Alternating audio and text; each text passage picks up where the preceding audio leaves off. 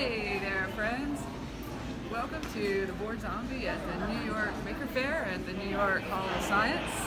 I'd like to be coming to you live, but I got some connection issues, so you'll see this well after the fact.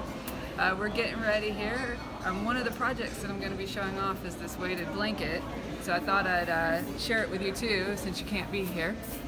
This guy is a weighted blanket I made about a year ago. They're very popular for anxiety reduction, and I will tell you, I have laid under this blanket and it does. It makes you just kind of go, I'm so comfortable. This is so great. So I've got a little way to show people how I made it. It's heavy. This blanket weighs 23 pounds. It is supposed to be 17 pounds, but my math was not so great because I forgot to account for the fact that fabric and thread has weight. So when you do your math, remember, fabric and thread has weight.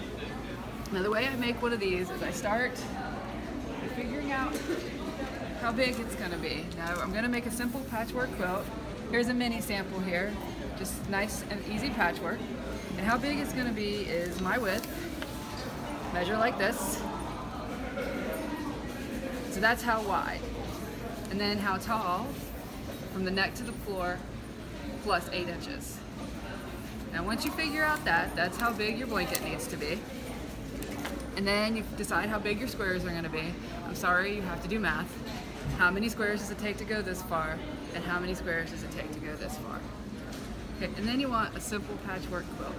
Keep it simple, because it gets really difficult to sew this thing. And you're going to be tempted. You're going to be like, I want to do half square triangles and applique. Simple patchwork. Trust me on that. You make a quilt like you would make any other quilt, and it does have batting. And now I will tell you, I wasn't sure if I wanted this or not, but I'm really glad I did.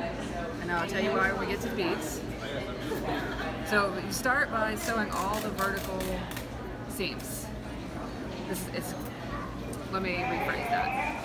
You've made your patchwork, you've basted your quilt, backing, you got your batting, and your top, like you would do any quilt that you've normally made.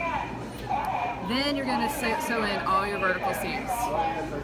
Quilt them all. Now I like to do a seam on each side because I want this thing, it's getting loud, because I want this thing to be really sturdy. And to make it sturdy, I want as many seams as I can get in there. So I've got one on each side of each vertical seam to hold them down. So now what we've got is we've got pockets. Advice, go ahead and put your binding on before you've put any of the weight in the blanket. Stop it here and stop it here and just let them hang, because when it gets time to finish the quilt, you're not going to have to finagle all the quilt. You're just going to have to deal with this last little bit of binding, which isn't that hard. Then we've got another piece of advice. I've done a zigzag stitch across the top of the open end, because as you're filling this, you're going to be pulling on it a lot. You want to save it, zigzag it. So then we want to weight it. Poly beads. Now you can get these at Joann's, Michael's, Amazon, anywhere you want to go. You can get them for very good prices. You just got to pay attention and use your coupons, and I know you guys know how to do that. They're little plastic beads. I'm not going to take them out because they're going to go everywhere, and the Maker Faire people are not going to be my friend. But they are just, they're little plastic beads by themselves. They don't weigh much, but in a pile, they really, really do. So you're going to do some more math, and you're going to figure out, you're going to go on the internet, and the internet's going to tell you, it's okay.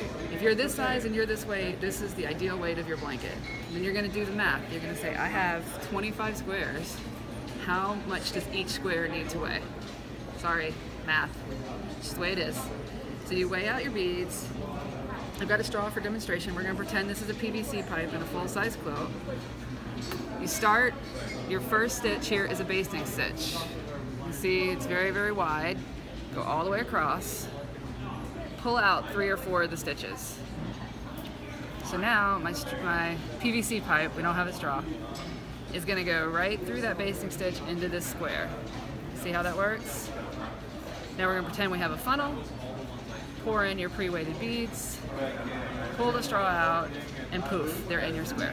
Ta-da. And once you get all the way across, and you've done all the beads, you go in and you put in your final stitch on this side, pull out your basting stitch, and put in the next stitch. Row done. And you just keep going all the way to the top, finish your binding, and you have hopefully not a 23-pound quilt because you've done better math than I have. That's all for the way to quilt. Hope you'll come by and see me. Bye!